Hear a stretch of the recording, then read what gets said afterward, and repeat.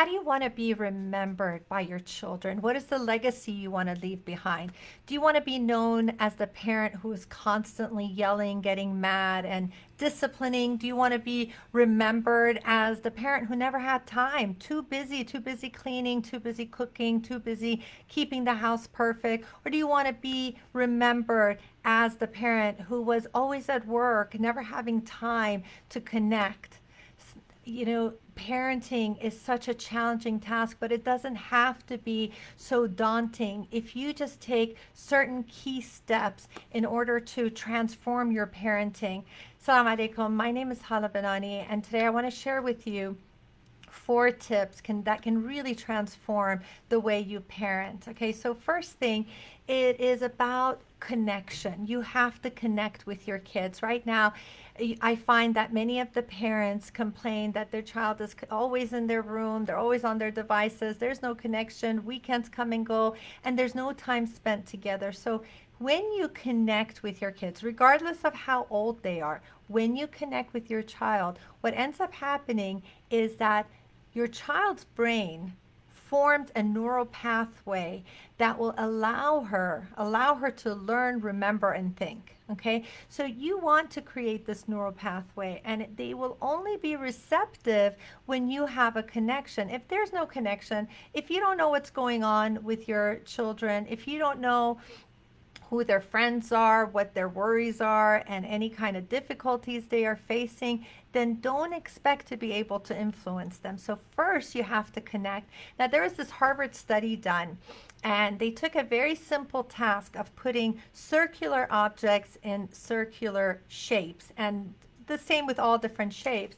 Very simple task that any toddler could do. They had adults, educated adults doing this. They had a time frame, and what was different about this experiment is that as each individual, as each adult was doing this, they had a person standing on the side and yelling out negative things. Okay, saying things like, "This is hard. You can't do this. You're lazy. You're stupid. You'll never get this." Guess, out of the 6 adults who did this, how many of them were able to complete the task? What do you think? How many do you think were able to complete the simple task that toddlers do with this person yakking away with the negativity? 0. None of them were able to complete the simple task. Now, what does that tell us? That tells us that when we are being negative with our children, when we are commenting and thinking that we are like using tough love, or we're toughening up our kids, and we're going to tell them, hey, stop being lazy, you need to work harder, and we're just berating them, this is not helping. They actually shut down. The brain shuts down when negativity is being spoken. Now, they had the same 6 adults do the same activity within the same amount of time, but this time they had an individual standing there and saying positive comments of, "You've got this, you are so smart, this is easy, this is a cinch." What happened? Every single one of them was able to complete the task. So we need to really become aware of what we are saying to our children, how we're approaching them, making sure that there is a connection, and then making sure that what we are telling them is actually opening up their brain, that neural pathways are being created so that it will allow them to learn and to connect and to have this ability to remember, inshallah. Now, another thing that I find parents fall short on is their listening skills. Okay, very few people know how to listen. Many times people assume what the other person is going to say, and there's a funny personal story. My mom, God bless her, it was an amazing mom, very, very attentive, very loving, mashallah, tabarakallah.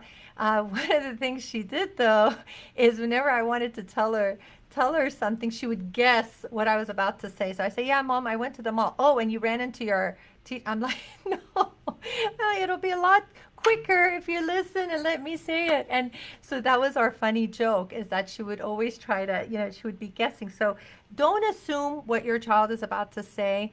And the key is to not react. Now, as a counselor, as a life coach, I have trained myself to not be reactive when someone tells me shocking things, right? So I hear all sorts of things all day long. Someone will tell me, yeah, they had an affair. The other one will say, yes, my husband drinks. He, does drugs. All sorts of things. My daughter did this. I have these feelings. Whatever it is, right? Now, if I was to show a reaction, how do you think my client would feel if I was like, "Oh, you did what? Are you kidding me? What were you thinking?" What would that do? Immediately the person would feel judged. They would want to shut down. They feel ashamed. They feel, oh my gosh, what did I do? I shouldn't have shared, right? And so when I am non-judgmental, when I'm listening, okay, tell me, so what made you do that? All right, you decided to experiment with this drug. What made you do that? What was your experience like? Without any kind of judgmental reaction, then the person relaxes. They feel like, okay, I'm not being judged, so I'm going to say, I'm going to keep talking. And many times as parents, we overreact when our children tell us things, when they are sharing. Then what ends up happening is that our reaction makes them say, whoa, I'm never going to share with mom or dad again. And I was doing a workshop with the youth here in Dallas, and I asked them, I said, if you were in trouble, how many of you would go to your parents if something happened to you? Let's say you're at a party. Let's say someone does something to you. Let's say you're violated. Who would you go to? How many of you would go to your parents? Okay, not one single hand went up. Okay, and I asked, why not? I mean, they are the people who care the most about you. They love you so much. Why wouldn't you go to them? It's like they would freak out. Basically, because they know that their parents would freak out, it would prevent them from reaching out and asking for help when they are in danger. So we really have to evaluate our parenting. How are we reacting? Are we reacting in a way that makes them shut down? Right? So I remember one of the things I told my mom, it was in ninth grade, and I said, Mom, I want to be able to share everything with you. So please don't react in a way that will make me not want to share. And we had a very open relationship. She was my best friend. And when I told her that, so anytime I wanted to share something, she would always have this big smile. She's like, yes. And that would, really make a big difference. And, it was just nice. There was never anything major, alhamdulillah. But just the fact that she was not in an angry state or judgmental, it made me open up to her.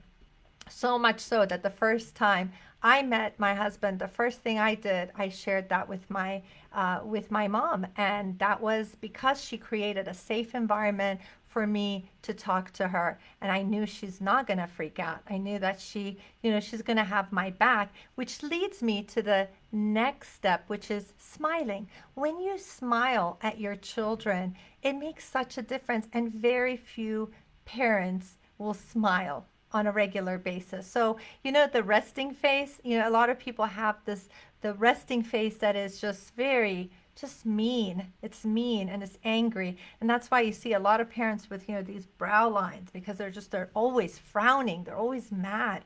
And if you just look at yourself in the mirror when you're talking with your kids, when you're directing them, when, you're interacting with them, you're not going to leave a positive impact by having that resting face that is so mean. Okay, so just try smiling. And that was one of the things I loved about my mom. Anytime, I looked at her, she was beaming and she would smile. She had her moments that she would get, upset, but generally there was that smile, and that's a very welcoming trait. And the last thing I want to share with you, that it's never too late to change. I know that many of you are struggling, whether it's your teenagers, whether it's your toddler, whatever stage you're in. just realize that it's never too late to change. Obviously, it is best when you learn the right skills and you apply it at the beginning. It's much easier, right? It's kind of like a person who's eaten healthy all their lives. So that's great, right? The body is going to respond very differently. But if someone has junked out all their lives and then they want to get they want to actually get healthy, well, there's going to be a period of detox. There's going to be like headaches. It may be difficult, right? But it's much better to get healthy now than to never get healthy, right?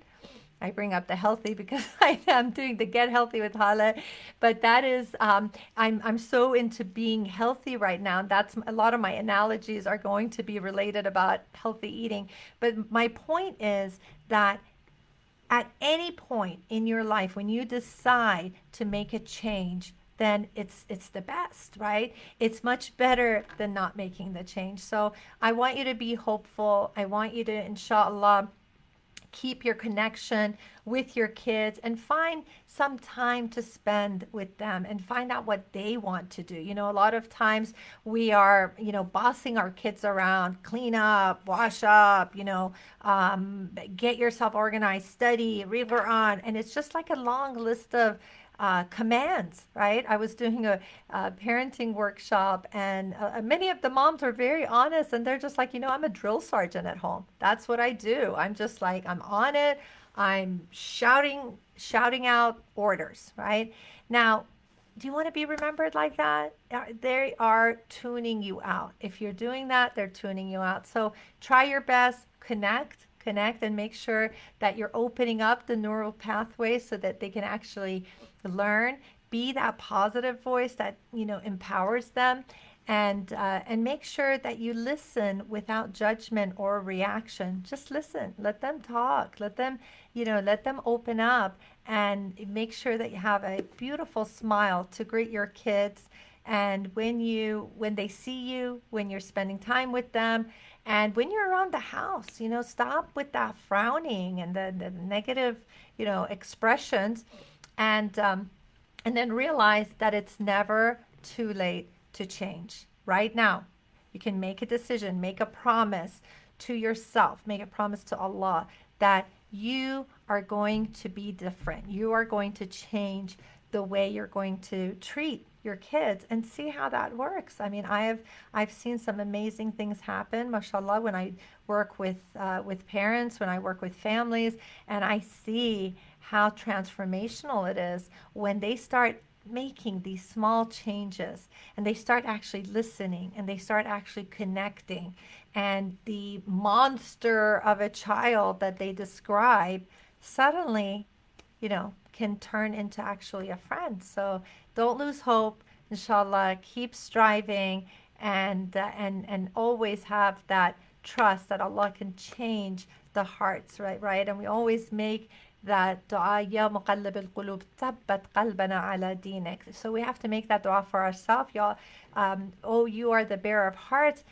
Keep us strong on the straight path, because as a parent, we have to be in a good state in order to be able to affect our children. So I pray that we all can have the wisdom, the patience, the enthusiasm, and all that is needed in order to raise really strong, positive kids.